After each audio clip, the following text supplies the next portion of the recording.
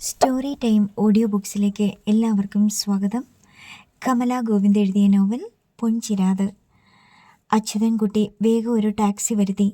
വിവരമറിഞ്ഞ് കാറിക്കരഞ്ഞ് തളർന്നു വീണ പ്രഭയെയും മണിയമ്മയും അതിൽ കയറ്റി മെഡിക്കൽ കോളേജിലെത്തി. കാഷ്വാലിറ്റിക്കൽ വേദിയിൽ 2 സ്ട്രെച്ചറുകളിലായി ചോരയിൽ കുളിച്ചപടി അനക്കമറ്റു കിടക്കുകയാണ് വേണുവിൻ്റെയും സുധയുടെയും ശരീരങ്ങൾ. അച്ഛാ, അമ്മേ, പ്രഭ ഇരുവരെയും വിളിച്ച് നെഞ്ചുപൊട്ടി കരഞ്ഞു. പിന്നെ തളർന്ന് ഇനിയും ചോര ഉണങ്ങിയിട്ടില്ലാത്ത ആ ജഡങ്ങൾക്ക് മീതേക്ക് വീണു. വേണു, മോനെ, ഞാനിതെന്നതാടായി കാണുന്നേ? സുധേ, ഒന്ന് കണ്ണു തുറന്നേടി, നിന്റെ മോളെ കാണണ്ടേടി നിനക്ക്. മണിയമ്മയുടെ തളർന്ന നാവിലും പ്രജ്ഞയിലും വാക്കുകൾ തങ്ങി നിന്നു, കരയാൻ പോലും ആക്കമില്ലാതെ. കാഷ്വാലിറ്റിയും ഹോസ്പിറ്റൽ മുറ്റവും നിറയെ വേണുവിൻ്റെ സുഹൃത്തുക്കളും ഡ്രൈവർമാരും സങ്കടം പരസ്പരം പറഞ്ഞു നിന്നു. ഡ്രൈവർ ദിവാകരൻ അച്യുതൻകുട്ടിയുടെ അടുത്തേക്ക് വന്നു. പാർട്ടി തീർന്നിട്ടില്ലായിരുന്നു ചേട്ടാ. പ്രഭമോള് നോക്കിയിരുന്ന് വിഷമിക്കുമെന്നും പറഞ്ഞു പോന്നതാ 2 പേരും. എന്താ ഇങ്ങനെ സംഭവിച്ചത്? വേണു മദ്യപിച്ചിരുന്നോ? അച്യുതൻകുട്ടി ചോദിച്ചു. അല്പം കഴിച്ചിരുന്നു. ഇല്ലെന്ന് പറയാൻ പറ്റില്ല. കല്യാണ പാർട്ടിയല്ലായിരുന്നോ എന്ന് വെച്ച് വണ്ടി ഓടിക്കാൻ പറ്റാണ്ട് വരുന്ന വിധം കൂടുതലായി കഴിച്ചിരുന്നില്ല, ദിവാകരൻ പറഞ്ഞു. അല്ലെങ്കിലും അല്പം മദ്യപിച്ചെന്ന് കരുതി വേണുവിന് കൈപ്പിഴവ് സംഭവിക്കില്ല ചേട്ടാ. എത്ര വർഷമായിട്ട് സ്റ്റിയറിംഗ് പിടിക്കുന്നതാ. അത് ശരിയാ. എതിരെ വന്ന നാഷണൽ പെർമിറ്റിന് സൈഡ് കൊടുത്ത് ചെന്നതാണ്. ഒരു സൂപ്പർ ഫാസ്റ്റ് ഓവർടേക്ക് ചെയ്ത് വന്നു. അതാ പറ്റിയത്. വണ്ടി പൊട്ടിപ്പൊളിച്ച 2 പേരെയും പുറത്തെടുത്തത്. സുധയ്ക്ക് അനക്കമുണ്ടായപ്പോൾ രക്ഷിച്ചെടുക്കാമെന്ന് ആശിച്ചു. പക്ഷേ ദിവാകരൻ വിങ്ങിപ്പൊട്ടി. അച്യുതൻകുട്ടിക്കും ഹൃദയം പിളരുന്നുണ്ടായിരുന്നു. പക്ഷേ അയാൾ ബോധവാനായി. 2 മൃതശരീരങ്ങളാണ് തനിക്ക് മുമ്പിൽ കിടക്കുന്നത്. ഒരുപാട് കാര്യങ്ങൾ ചെയ്യാനുണ്ട്. വേണ്ടപ്പെട്ടവരെ അറിയിക്കണം. അതാണ് ആദ്യം വേണ്ടത്. അച്യുതൻകുട്ടി അല്പം മാറി നിന്നു. ആദ്യം വിളിച്ചത് തോട്ടത്തിൽ തറവാട്ടിലേക്കാണ്. വേണുവിൻ്റെ അനിയൻ അനിൽ തന്നെ ഫോൺ എടുത്തു. കേട്ട വാർത്തയുടെ നടുക്കത്തിൽ ഒരു നിമിഷം അനിൽ നിന്നു. പിന്നെ പറഞ്ഞു, ഞാനിപ്പോൾ എത്താളിയാം. അച്യുതൻകുട്ടി രണ്ടാമത് വിളിച്ചത് സുധയുടെ വീട്ടിലേക്കാണ്. സുധയുടെ അച്ഛനും അമ്മയും ജീവിച്ചിരിപ്പില്ല. ഏക സഹോദരനാണ് സുരേന്ദ്രൻ. കഴിഞ്ഞ വർഷമായിരുന്നു അവൻ്റെ വിവാഹം. എൻ്റെ സുധേജി. വിവരമറിഞ്ഞതോടെ സുരേന്ദ്രൻ ഉറക്കെ നിലവിളിയായി. അനിലും സുരേന്ദ്രനും എത്തിയിട്ട് വേണം പല തീരുമാനങ്ങളും എടുക്കാൻ. അച്യുതൻകുട്ടിക്ക് അതറിയാം. ഇനി മരണം അറിയിക്കലാണ്. അച്യുതൻകുട്ടി തൊടുപുഴയിലേക്കാണ് ആദ്യം വിളിച്ചത്, ജയേഷിൻ്റെ നമ്പറിൽ. ജ്യോതിയും ജയേഷും ഉറങ്ങിയിരുന്നില്ല. അമ്മായിയച്ഛൻ്റെ നമ്പർ ആ സമയത്ത് മൊബൈലിൽ വന്നപ്പോൾ ജയേഷ് അമ്പരന്നു. നിന്റെ അച്ഛൻ വിളിക്കുന്നുണ്ടല്ലോ ജ്യോതി, ജയേഷ് പറഞ്ഞു. നൈറ്റി ധരിക്കുകയായിരുന്നു ജ്യോതി. ഞാൻ പ്രതീക്ഷിച്ചതേയുള്ളൂ. അമർഷം മാറാതെ ജ്യോതി പറഞ്ഞു.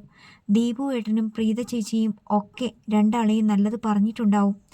അതിൻ്റെ ബാക്കിയായി അമ്മ കരച്ചിൽ തുടങ്ങിയിട്ടുണ്ട്. അതുകൊണ്ടാവും അച്ഛൻ്റെ ഈ വിളി. ക്ഷമ ചോദിക്കാനാ. ജയേട്ടനിപ്പോൾ എടുക്കണ്ട.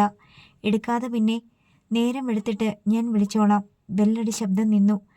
വീണ്ടും ബെല്ലടിച്ചതോടെ ജ്യോതിയുടെ വിലക്ക് വകവയ്ക്കാതെ ജയേഷ് കോൾ അറ്റൻഡ് ചെയ്തു.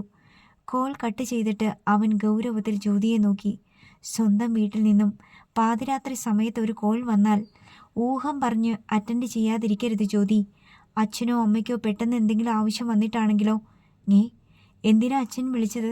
ജ്യോതിക്ക് പെട്ടെന്ന് ഉത്കണ്ഠയായി. വേണു മാമയും സുധാൻ്റെയും അല്പം മുമ്പ് ഒരു ആക്സിഡൻറ്റിൽ മരിച്ചു. ജ്യോതി അവിശ്വസനീയതയുടെ മരവിപ്പോടെ നിന്നു. അച്യുതൻകുട്ടി പിന്നെ വിളിച്ചത് കോഴിക്കോട്ടേക്കാണ്, തൻ്റെ മകനെ. ദീപവും പ്രിയയും ഉറങ്ങിക്കഴിഞ്ഞിരുന്നു. മൊബൈലിൻ്റെ ശബ്ദം കേട്ട് ആദ്യം ഉണർന്നത് പ്രിയയാണ്. അച്യുതൻകുട്ടിയുടെ നമ്പർ അവൾ കണ്ടു. ഈ പാതിരാത്രിക്ക് മനുഷ്യരെ ഉറക്കാതെ ഇങ്ങേരെന്തിനാ ഈ വിളിക്കുന്നേ? നീരസത്തോടെ പിറുപിറുത്തുകൊണ്ട് കോൾ അറ്റൻഡ് ചെയ്യാതെ തന്നെ അവൾ ദീപുവിനെ തട്ടിയുണർത്തി. എന്താടി? അലവസരത്തോടെ ദീപു ചോദിച്ചു. ഉറങ്ങിക്കഴിഞ്ഞാൽ പെട്ടെന്ന് വിളർച്ചയുണർത്തുന്നത് അവന് തീരെ ഇഷ്ടമല്ല. ദാണ്ടേ, നിങ്ങളുടെ അച്ഛൻ വിളിക്കുന്നു. അച്ഛനോ? ഈ സമയത്തോ? അങ്ങനെ പതിവില്ലല്ലോ. സകല ഉറക്കവും പോയി ദീപു ധൃതിയിൽ എഴുന്നേറ്റിരുന്നു. കോൾ അറ്റൻഡ് ചെയ്തു. അച്യുതൻകുട്ടി പറഞ്ഞത് കേട്ടു. ഞങ്ങൾ ഇപ്പോൾ തന്നെ പുറപ്പെടുകയാണച്ചാ, ദീപു പറഞ്ഞു. എന്താ കാര്യം? എന്തിനാ ഇപ്പോൾ പുറപ്പെടുന്നേ? അമ്മയ്ക്കെന്താ വല്ലതും പറ്റിയോ? പ്രിയ ചോദിച്ചു. അമ്മയ്ക്കൊന്നും പറ്റിയില്ല. വേണുമാമയും സുധാൻ്റെയും മരിച്ചു. ഉടനെ പോകണം. ഈ പാതിരാത്രിക്കോ? പ്രിയ അമ്പരന്നു. മോൾ നല്ല ഉറക്കമാ ദീപേട്ട. ഭിത്തിയോട് ചേർന്ന് കിടന്ന് ഉറങ്ങുകയാണ് 4 വയസ്സുകാരിയായി ശില്പമോൾ. അവൾ ഉറങ്ങിക്കോട്ടേടി, എടുത്ത് വണ്ടിയിൽ കിടത്താം, അവൾ ഉറങ്ങിക്കോളും. രാത്രിയിലായതുകൊണ്ട് വലിയ ട്രാഫിക് ഒന്നും കാണില്ല. രാവിലെ തന്നെ അങ്ങെത്താം. നമ്മുടെ കാറിൽ പോകാനാണോ? അതെ. എത്ര രൂപയുടെ ഡീസൽ അടിക്കണം? പ്രിയയുടെ മുഖം കറുത്തു. മരണം നടന്നപ്പോഴാണോടി ഡീസലിൻ്റെ കണക്ക് പറയുന്നത്? ദീപു ദേഷ്യപ്പെട്ടു. മരിച്ചാലും ജനിച്ചാലും പറയേണ്ടിടത്ത് പറയാതെ പറ്റുമോ? എനിക്ക് ജോലിയില്ല. നിങ്ങളുടെ ഒറ്റയാളിൻ്റെ ശമ്പളമേ ഉള്ളൂ. എന്തെല്ലാം കാര്യങ്ങൾ നോക്കണം. അതിനിടയിൽ വരുന്ന ഇത്തരം ചെലവുകൾ ഒഴിവാക്കിയേ പറ്റൂ, പ്രിയ കടുപ്പിച്ചു പറഞ്ഞു. ബസ്സിൽ പോയാൽ മതി, ബസ് ഫെയറല്ലേ ആവൂ. ശരി, ബസ്സെങ്കിൽ ബസ്. പോകാതെ പറ്റില്ലല്ലോ. നീ വേഗം മോളെ ഉണർത്ത്. ഒരു ഓട്ടോയിൽ ബസ് സ്റ്റാൻഡിലെത്താം. നീ ഒരുങ്ങ്. ഞാനും മോളും വരുന്നില്ല, പ്രിയ പറഞ്ഞു. നിങ്ങൾ തനിച്ചങ്ങ് പോയാൽ മതി. അവൾ വീണ്ടും കിടന്നു. ഒരു പുതപ്പ് വലിച്ച് ശരീരം മൊത്തം മൂടി. പ്രിയേ, ദീപു അന്താളിച്ചു. മരിച്ചത് എൻ്റെ അമ്മാവനും അമ്മായിയുമാണ്. നീ വരാതിരുന്നാൽ എങ്ങനെയാ? എല്ലാവരും അന്വേഷിക്കും. എനിക്ക് ഈ രാത്രിയിൽ ഉറക്കം കളഞ്ഞ് യാത്ര ചെയ്യാൻ പറ്റില്ല. ഞാൻ വരില്ല. പ്രിയയുടെ സ്വരം കടുത്തു. ദീപുവിന് മനസ്സിലായി താൻ ഒറ്റയ്ക്ക് പോയേ പറ്റൂ. അവൻ വേഗം ഒരുങ്ങിയിറങ്ങി. വേണു താമസിച്ചിരുന്ന വാടക വീടിൻ്റെ മുറ്റത്ത് ഒരു താൽക്കാലിക പന്തൽ ഉയർന്നിരുന്നു. പോസ്റ്റ്മോർട്ടം ചെയ്ത് കിട്ടിയ 2 മൃതശരീരങ്ങൾ വെള്ള പുതച്ച് അടുത്തടുത്ത് ആ പന്തലിൽ കിടക്കുന്നു. തലയ്ക്കൽ കത്തിച്ച നിലവിളക്കുമായി വേണുവും സുധയും. നെഞ്ചിനുള്ളിൽ ആർക്കും മിന്നൽ പാറിക്കുന്ന നടുക്കുന്ന കാഴ്ച. ആ മൃതശരീരത്തിനരികിലായി ആകെ തകർന്ന് തളർന്ന് പ്രഭ ഇരുന്നു. അവൾ വീണുപോകാതിരിക്കാൻ മണിയമ്മ താങ്ങി പിടിച്ചിട്ടുണ്ട്. അച്ഛാ, കരയാൻ പോലും ആക്കമില്ലെങ്കിലും അവൾ എണ്ണിപ്പിറക്കി പറഞ്ഞുകൊണ്ടിരുന്നു. അച്ഛൻ്റെ പ്രഭമോളെ ഒന്ന് നോക്കച്ചാ, ഇങ്ങനെ കിടക്കാതെ എഴുന്നേറ്റ് വന്നേ അച്ഛാ.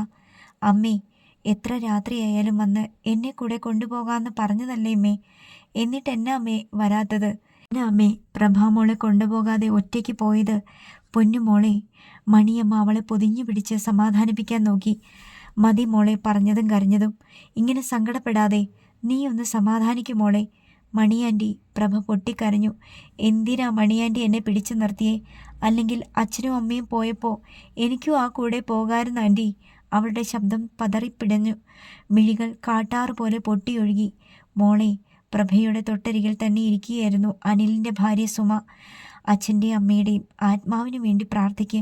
ഇങ്ങനെ കരഞ്ഞാൽ മരിച്ചവരുടെ ഊര് പതറിപ്പോകുമെന്നാ പറയുന്നേ. സുമ കൊച്ചമ്മേ. പ്രഭ സുമയെ കെട്ടിപ്പിടിച്ച് കരഞ്ഞു. എൻ്റെ അച്ഛൻ, എൻ്റെ അമ്മ, എനിക്കിനി ആരുമില്ലാതായല്ലോ. അത്രയും പറയാനേ അവൾക്ക് കഴിഞ്ഞുള്ളൂ. വാക്കുകളും ശബ്ദവും തൊണ്ടയിൽ കുരുങ്ങിയതുപോലെ അവൾ ഇരുന്നു. കണ്ണുകൾ മാത്രം തുളുമ്പി തൂക്കിക്കൊണ്ടിരുന്നു. ഒറ്റ നിമിഷം കൊണ്ട് ഈ ലോകത്ത് ഒറ്റപ്പെട്ടു പോയ ഒരു പെൺകുട്ടി. അലിവോടെ കരുണയോടെ എല്ലാ മിഴികളും അവളിൽ മാത്രം തങ്ങി നിന്നു. സുരേന്ദ്രൻ്റെ ഭാര്യ നീലിമയും അവൾക്കരികിലുണ്ട്. അവളെ എങ്ങനെ സമാധാനിപ്പിക്കണമെന്ന് നീലിമയ്ക്കും അറിയില്ല. നീലിമ ഗർഭിണിയാണ്.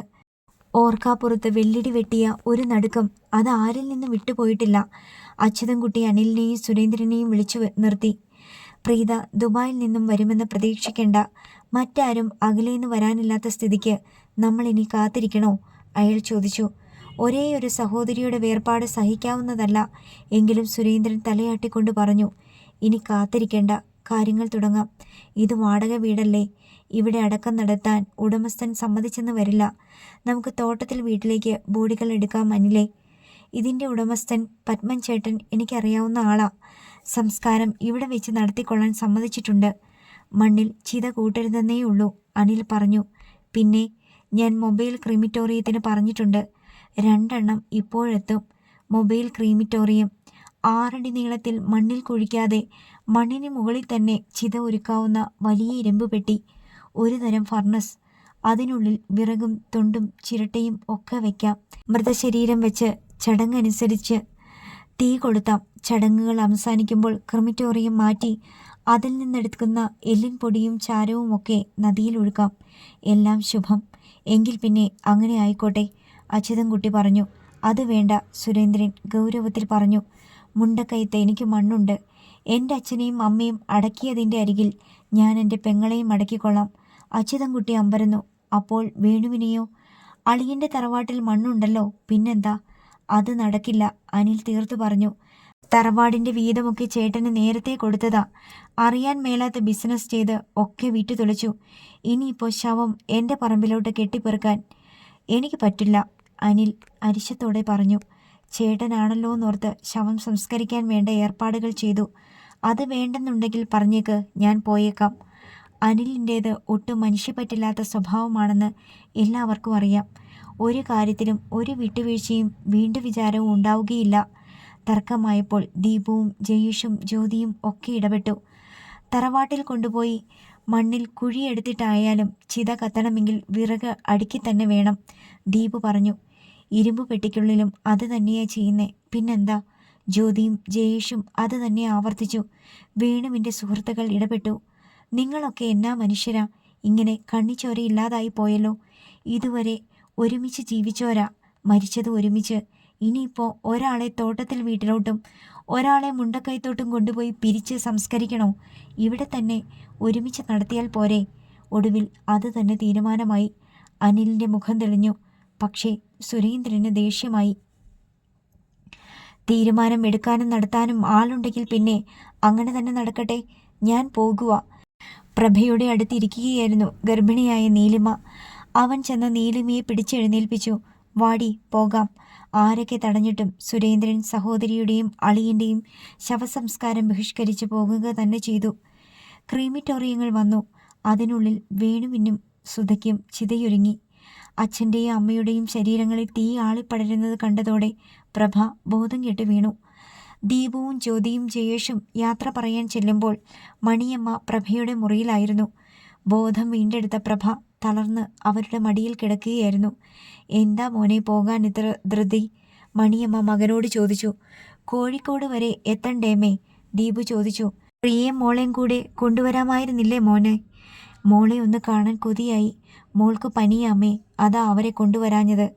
ദീപേട്ടനുമായി ബന്ധപ്പെട്ട് ആർക്കെന്താ ആവശ്യം വന്നാലും പ്രിയേച്ചിക്കോ മോൾക്കോ ഒരു പനി തീർച്ചയാ, ജ്യോതി ആ അവസരത്തിലും മുന വെച്ച് പറഞ്ഞു. മിണ്ടാതിരിക്കൂ ജ്യോതി, ജയേഷ് പറഞ്ഞു. ജ്യോതി പറഞ്ഞത് സത്യമാണ്. അതുകൊണ്ട് ദീപുവിനെ എതിർക്കാൻ വയ്യ. അമ്മയും അച്ഛനും കൂടി അങ്ങോട്ടിറങ്ങ്. കുറച്ച് ദിവസം നമുക്കവിടെ ഒരുമിച്ച് കഴിയാം. അമ്മയ്ക്ക് മോളെ ഇഷ്ടം പോലെ കാണുകയും ചെയ്യാലോ, അവൻ പറഞ്ഞു. ഇവിടുത്തെ ചടങ്ങും പുലവീടലും ഒക്കെ കഴിയട്ടെ, ഞാൻ അച്ഛനോട് പറഞ്ഞു നോക്കാം. ശരി അമ്മേ. ദീപു ഇറങ്ങി. ഒപ്പം ജ്യോതിയും ജയേഷും. അനാഥത്വത്തിൻ്റെ നീറുന്ന നിസ്സഹായതയിൽ തളർന്നു കിടക്കുന്ന പ്രഭയോട് ആർക്കും ഒന്നും പറയാനില്ലായിരുന്നു. കരയേണ്ട മോളെ എന്നുള്ള ഒരു വാക്കുപോലും. പിറ്റേന്ന് പുലർച്ച മണിയമ്മ നോക്കുമ്പോൾ തെക്കുവശത്തായിരുന്നു രാച്ചി മണ്ണിൽ ചടഞ്ഞിരിക്കുന്നു, ഉറങ്ങാത്ത കണ്ണീരോടെ. അവൾക്ക് മുമ്പിൽ തീയടങ്ങാത്ത ചൂള പോലെ ചുട്ടുപഴുത്ത ഇരുമ്പ് പെട്ടികൾ.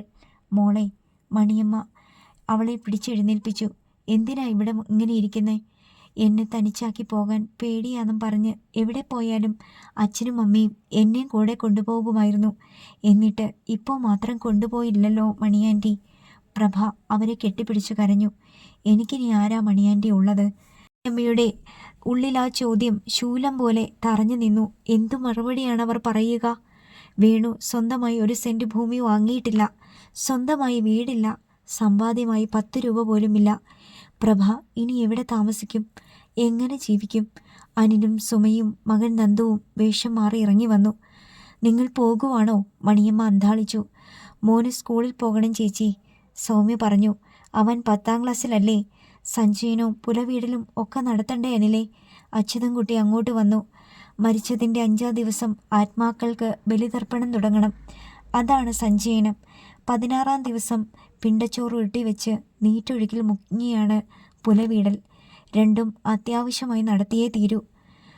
വലിയ തോതിലൊന്നും ചെയ്യാൻ എൻ്റെ കയ്യിൽ കാശില്ലളിയ. അനിലിൻ്റെ മുഖം കടുത്തു. വേണ്ടപ്പെട്ടവരൊക്കെ ഓരോ കാരണം പറഞ്ഞ് സ്ഥലം വിട്ടില്ലേ? ഇതിപ്പം എൻ്റെ തലയിലുമായി. ചെറിയ തോതിൽ എല്ലാം ചെയ്യാം. ആരെയും ക്ഷണിക്കണ്ട, നമ്മളൊക്കെ മാത്രം മതി. സുരേന്ദ്രൻ പോയതിനെയാണ് അനിൽ സൂചിപ്പിച്ചത്. അനിൽ പറഞ്ഞതിനെ അച്യുതൻകുട്ടി എതിർത്തില്ല. അവനും അക്കാരണം പറഞ്ഞ് സ്ഥലം വിട്ടാലോ? ഞാൻ ഇവരെ വീട്ടിലാക്കിയിട്ട് വരാം അളിയ. അനിൽ ഇറങ്ങി. കൂടെ സുമയും നന്ദുവും. വാടക വീട്ടിൽ പ്രഭയ്ക്ക് കൂട്ടായി മണിയമ്മയും അച്യുതൻകുട്ടിയും ശേഷിച്ചു. സഞ്ജയന ദിനമായി. നന്ദുവാണ് പിണ്ടകർത്താവ്. കൂടെ പ്രഭയുണ്ട് കണ്ണീരോടെ. ചടങ്ങുകൾ നടക്കുമ്പോൾ അനിൽ മെല്ലെ അച്യുതൻകുട്ടിയെ മാറ്റി നിർത്തി. ഞാൻ പോലീസ് സ്റ്റേഷനിൽ പോയിരുന്നളിയ. എന്നിട്ടോ? സൂപ്പർ ഫാസ്റ്റ് കയറി വന്നെന്നുള്ളത് നേരാ. പക്ഷേ രക്ഷപ്പെടാൻ റോഡിൽ ഇഷ്ടം പോലെ സ്ഥലമുണ്ടായിരുന്നു. മൂക്കറ്റം മദ്യപിച്ച് ലക്കില്ലാതെ ഡ്രൈവ് ചെയ്തിട്ട അപകടമെന്നാ പോലീസ് പറയുന്നേ. ഓവർ ആൽക്കഹോളിക് എന്നാണ് പോസ്റ്റ്മോർട്ടം റിപ്പോർട്ടിലുള്ളതെന്ന്. ഇൻഷുറൻസ് ക്ലെയിം പോലും കിട്ടില്ല. അച്യുതൻകുട്ടി അമ്പരന്നു. ആ വണ്ടി എന്തിയെ? വർക്ക്ഷോപ്പിൽ കയറ്റിയോ? എന്തിന്? അനിലിന് അമർഷമായി. കാറിൻ്റെ എഞ്ചിൻ വരെ സൂപ്പർ ഫാസ്റ്റ് ഇടിച്ച് തകർത്തു. പിന്നെ ബാക്കിയുള്ള ഭാഗം വെട്ടിപ്പൊളിച്ചല്ലേ രണ്ടുപേരെ എടുത്തത്. ഇനി അത് ആക്രി വിലയ്ക്ക് പോലും ആരും എടുക്കില്ല. അടി കിട്ടിയതുപോലെ അച്യുതൻകുട്ടി നിന്നു. ലോൺ എടുത്ത പണം അടച്ചു തീർക്കാൻ വേണു ജീവനോടെ ഇല്ല. ആക്സിഡൻ്റ് ക്ലെയിമോ വണ്ടിയുടെ ഇൻഷുറൻസോ കിട്ടുമല്ലോ എന്നോർത്ത് സമാധാനിച്ചു. അതുമല്ലെങ്കിൽ വണ്ടി നന്നാക്കി കിട്ടുന്ന വിലയ്ക്ക് കൊടുക്കുക. പക്ഷേ ഒന്നുമില്ലെങ്കിൽ? ഈശ്വര, വീടിൻ്റെ ആധാരം ബാങ്കിലാണ്. അതിനെ എങ്ങനെ എടുക്കും? അയാൾക്ക് ആദിയായി. 16-ാം ദിവസത്തെ പുലവീടൽ ചടങ്ങും പൂർത്തിയായി. മണിയമ്മ അനിലിൻ്റെ അടുത്തെത്തി. ഇനി ഈ വാടക വീടും കൂടി ഒഴിപ്പിക്കണം അനിലേ. അതെന്തിനാ? പ്രഭയ്ക്കിനി ഇവിടെ ഒറ്റയ്ക്ക് കഴിയാൻ പറ്റില്ലല്ലോ. വീടൊഴിപ്പിച്ച് മോളെ നിങ്ങൾ തറവാട്ടിലേക്ക് കൊണ്ടുപോയിക്കോ. ചേച്ചി, ഇതെന്നതാ ഈ പറയുന്നേ? അനിൽ അന്താളിച്ചു. പ്രഭയെ ഞാൻ കൊണ്ടുപോകാനോ? അല്ലാതെ പിന്നെ. അതിന് ഇനി വേറെ ആരാ മോനെ ഉള്ളത്? ആരും ഇല്ലാത്തവർക്ക് വേണ്ടിയിട്ടുള്ളതാ ചേച്ചി അനാഥാലയം. സംഭാഷണം കേട്ടു നിന്നിരുന്ന സുമ നിഷ്കരുണം പറഞ്ഞു. അകത്ത് അത് കേട്ടു നിന്നിരുന്ന പ്രഭയ്ക്ക് തോന്നി, ചുട്ടുപഴുത്ത ഒരു ഇരുമ്പ് കമ്പി ഹൃദയം തുളച്ചു കയറിയെന്ന്. ഒരാളുടെ 3 നേരത്തെ ആഹാരത്തിനും ഉടുതുണിക്കും ഒക്കെ ഇപ്പോൾ നല്ല കാശാകും ചേച്ചി. അതുമാത്രം മതിയെങ്കിൽ പോട്ടേന്ന് വെക്കാം. കാര്യങ്ങളും ചെലവും നീണ്ടു നിവർന്ന് കിടക്കുമല്ലേ. ആരുടെ കയ്യിലുണ്ട് കാശ്? ഇങ്ങനെയൊന്നും പറയല്ലേ സുമേ, അച്യുതൻകുട്ടി പറഞ്ഞു. പറയാതിരിക്കാൻ പറ്റത്തില്ല അച്യുതേട്ടാ, അമർഷത്തോടെ സുമ തുടർന്നു. സുധേച്ചിയുടെ ആങ്ങളെയും ഭാര്യയും വഴക്കിട്ട് സൂത്രത്തിൽ മുങ്ങിയത് കണ്ടോ? എന്തിനാന്നാ?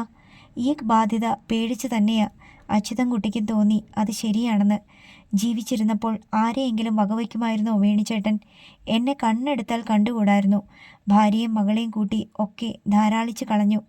മകളെ ഓമനിച്ചാൽ മാത്രം പോരാ, അവൾക്ക് കഞ്ഞി കുടിക്കാനുള്ളത് ചത്തുപോകുന്നതിന് മുമ്പേ ഉണ്ടാക്കിയിടണമായിരുന്നു. ഇനി അതൊക്കെ പറഞ്ഞിട്ട് എന്നതാ കാര്യം? അച്യുതൻകുട്ടി ചോദിച്ചു. ഇപ്പോൾ പറഞ്ഞില്ലെങ്കിൽ ഈ കുരിശ് എൻ്റെ തലയിൽ തന്നെ കയറും. അത് വേണ്ട. സുമ കർക്കശിയായി. ഞാനും ചേട്ടനും കഷ്ടപ്പെട്ടുണ്ടാക്കുന്നത് ഞങ്ങളുടെ മോന് വേണ്ടിയിട്ടാ, അല്ലാതെ നാട്ടിൽ അനാഥരാകുന്നവർക്ക് വെച്ച് വിളമ്പാനല്ല. സുമ വേഗം പുറത്തേക്ക് നടന്നു. നന്ദു, വാടാ, വാ ചേട്ടാ, അവൾ വിളിച്ചു. ഒന്നും പറയാനില്ലാത്തതുപോലെ വേണുവും നന്ദുവും അവളെ പിന്തുടർന്നു. മണി, അന്താളിപ്പോടെ അച്യുതൻകുട്ടി വിളിച്ചു. ഇനി നമ്മൾ എന്നാ ചെയ്യുമടി? അപ്പോഴാണ് പ്രഭയുടെ മുറിയിൽ നിന്നും എന്തോ തട്ടിമറിഞ്ഞു വീഴുന്ന ശബ്ദം കേട്ടത്. അയ്യോ മോളെ! ഇരുവരും അങ്ങോട്ട് പാഞ്ഞു. അകത്തു നിന്നും മുറിയുടെ വാതിൽ അടച്ചിട്ടിരിക്കുകയായിരുന്നു പ്രഭ. അപകടം മണത്തറിഞ്ഞതുപോലെ അച്യുതൻകുട്ടി കോടാലി കൊണ്ട് വാതിൽ വെട്ടിപ്പൊളിച്ചു.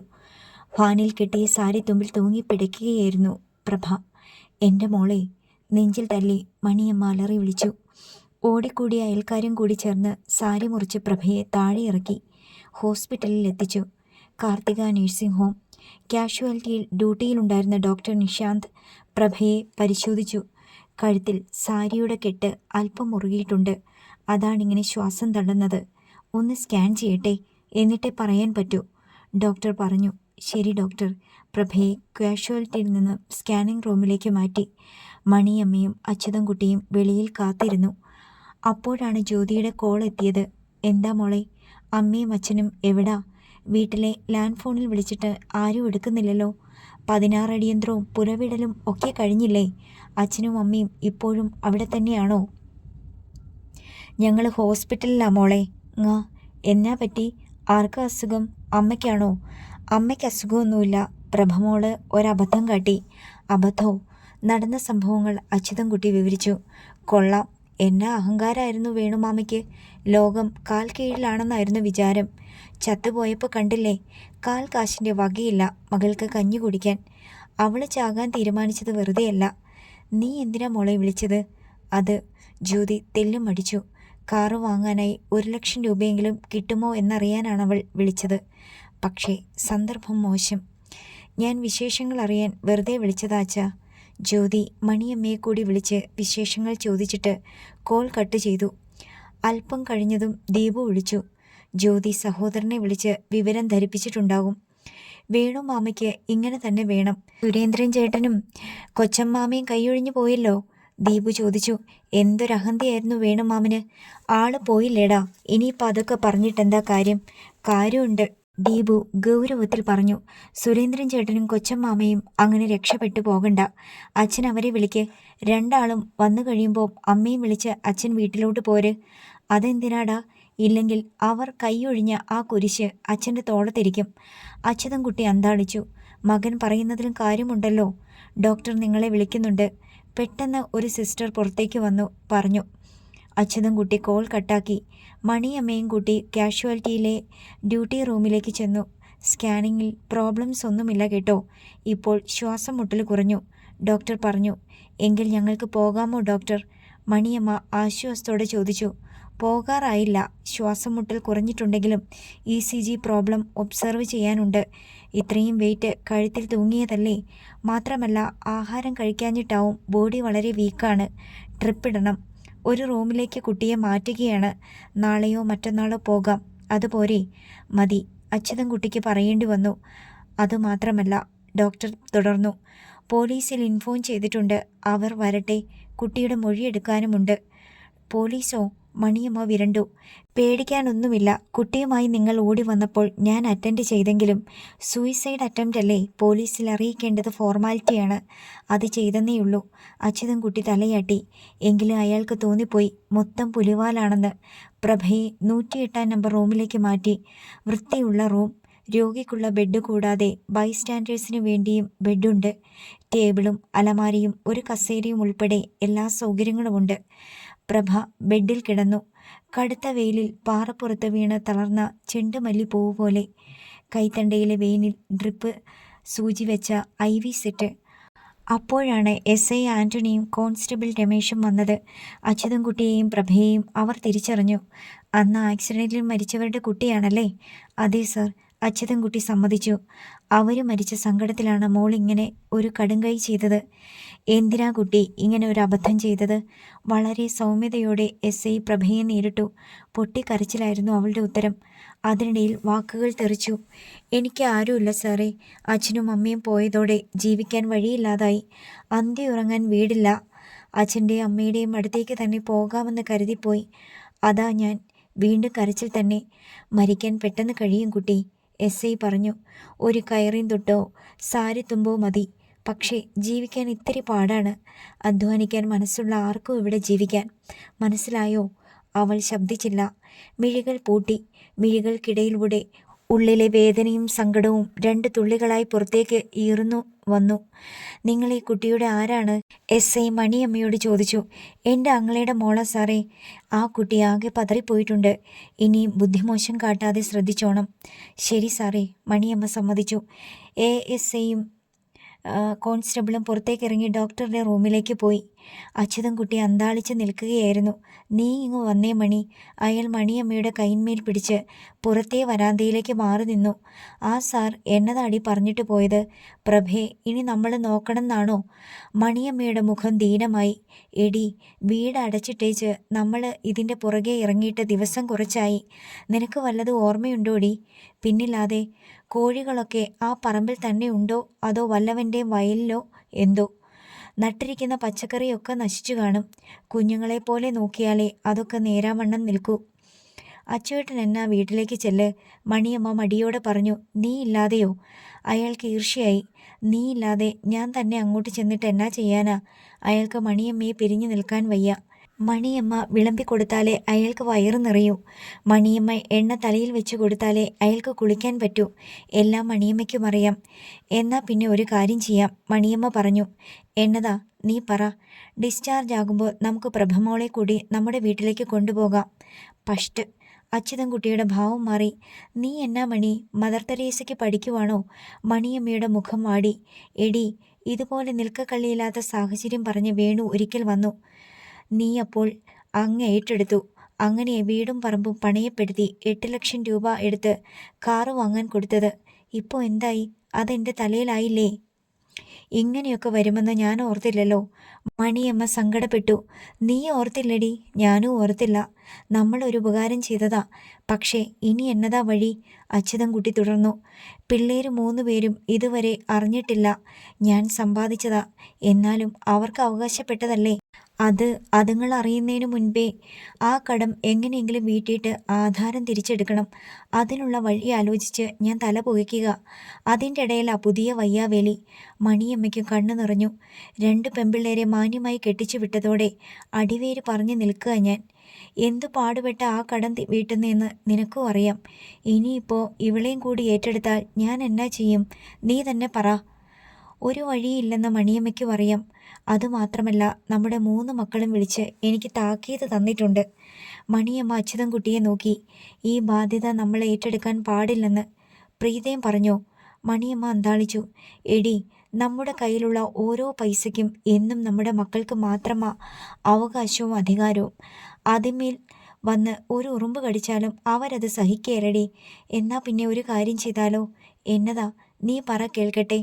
സുരേന്ദ്രനെയും അനിലിനെയും വിളിച്ച് പ്രഭമോട് ആത്മഹത്യയ്ക്ക് ശ്രമിച്ച വിവരം പറയാം. അന്നേരമെങ്കിലും അവർക്ക് അലിവ് തോന്നിയിട്ട് മനസ്സ് മാറാതിരിക്കുമോ? എനിക്ക് പ്രതീക്ഷയില്ല, അച്യുതൻകുട്ടി തീർത്ത് പറഞ്ഞു. മാത്രമല്ല, അവന്മാരെ വിളിക്കാനും കെഞ്ചാനും എനിക്ക് പറ്റില്ല. മണിയമ്മ വിഷണ്ണയായി. ഇനി എന്തു ചെയ്യും?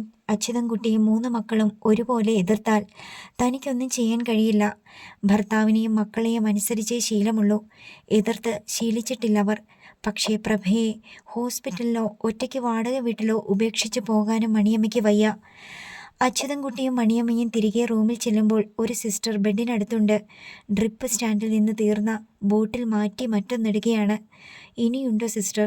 അച്യുതൻകുട്ടി ചോദിച്ചു. രാത്രിയിൽ ഒന്നുകൂടെയുണ്ട്, സിസ്റ്റർ പറഞ്ഞു. സിസ്റ്റർ പോയപ്പോൾ പ്രഭ അച്യുതൻകുട്ടിയെ നോക്കി. എനിക്ക് എന്തേലും ഒരു ജോലി കിട്ടുമോ അച്ചുമാമേ? പ്രഭ ചോദിച്ചു. ജോലിയോ? അച്യുതൻകുട്ടി അമ്പരന്നു. എന്ത് ജോലി? എന്തേലും മതി അച്ചുമാമേ. നീ +2 ആയതല്ലേ ഉള്ളൂ. MA വരെ തേരാപ്പാര നടക്കുക. അച്ചുമാമ വലിയ ജോലിക്കാരനല്ലായിരുന്നോ? പരിചയമുള്ള എവിടെയെങ്കിലും മതി. ഒരു +2കാരിക്ക് ചെയ്യാൻ പറ്റുന്ന എന്ത് ജോലിയായാലും ഞാൻ ചെയ്തോളാം അച്ചുമാമേ. അവളുടെ മിഴികളിൽ ദൃഢതയുടെ ഒരു പ്രകാശമുണ്ടായിരുന്നു. വല്ല കടയിലും സെയിൽസ് ഗേളൊക്കെ ആയിട്ടായിരിക്കും മോളെ കിട്ടുന്നത്, അയാൾ പറഞ്ഞു. അത് മതി, പ്രഭ പറഞ്ഞു. അച്യുതൻകുട്ടി അന്താളിച്ചു. നീ എന്നാ മോളെ പറയുന്നേ? മണിയമ്മയ്ക്കും സങ്കടമായി. നിന്റെ അച്ഛനും അമ്മയും നിന്നെ പൊന്നുപോലാ വളർത്തിയത്. അതെ, എനിക്കും അറിയാം മണിയാൻറ്റി. ഞാൻ ദേഹമനങ്ങി മുറ്റടിക്കുന്നത് പോലും അമ്മച്ചിക്ക് സങ്കടമായിരുന്നു. അവൾ നെടുവീർപ്പിട്ടു. പക്ഷേ അവരിന്നില്ലല്ലോ. ആർക്കും ബുദ്ധിമുട്ടാകാതെ അവർക്കൊപ്പം പോകാനാണ് ഞാൻ ശ്രമിച്ചത്. അതും നടന്നില്ലല്ലോ. ഊറി വന്ന മിഴികൾ തുടച്ച് പ്രഭ തുടർന്നു. അധ്വാനിക്കാൻ മനസ്സുള്ള ആർക്കും ഇവിടെ ജീവിക്കാൻ കഴിയുമെന്നാണ് ആ ഇൻസ്പെക്ടർ സാർ പറഞ്ഞത്. 3 നേരത്തെ ആഹാരത്തിനുള്ള വക ഉണ്ടാക്കാൻ കഴിഞ്ഞാൽ അത്രയും ആയില്ലേ അച്ചുമാമേ? എന്ത് ജോലിയായാലും ഞാൻ ചെയ്തോളാം. പ്രഭയുടെ മിഴികൾ വീണ്ടും പൊട്ടിയോർന്നു. അച്യുതൻകുട്ടി അലിഞ്ഞുപോയി. ശരി മോളെ, ഞാനൊന്ന് നോക്കട്ടെ, എന്തേലും ജോലി തരപ്പെടുത്താൻ പറ്റുമോന്ന് അയാൾ പറഞ്ഞു. അത് കേട്ടപ്പോൾ മണിയമ്മയ്ക്കും ആശ്വാസമായി. ആർക്കും ഒരു ബുദ്ധിമുട്ടാകാതെ അവർക്കൊപ്പം പോകാനായിരുന്നു ഞാൻ ശ്രമിച്ചതും. എൻ്റെ ഭാഗ്യക്കേടുകൊണ്ട് അതും നടന്നില്ലല്ലോ. പ്രഭയുടെ മിഴികൾ തുളുമ്പി തൂവി. അച്ചുവേട്ടന് ഒരുപാട് വലിയ ആൾക്കാരെ ഒക്കെ പരിചയമുണ്ടല്ലോ. ഇച്ചിരൂടെ നല്ല ജോലി എന്തേലും നോക്കിയാൽ കിട്ടില്ലേ? മണിയമ്മ ചോദിച്ചു. എല്ലാ ജോലിയും നല്ലതാ മണിയാൻറ്റി, പ്രഭ പറഞ്ഞു. അധ്വാനിക്കാൻ മനസ്സുള്ള ആർക്കും ഇവിടെ ജീവിക്കാൻ കഴിയുമെന്ന് ആ ഇൻസ്പെക്ടർ സാറ് പറഞ്ഞത്.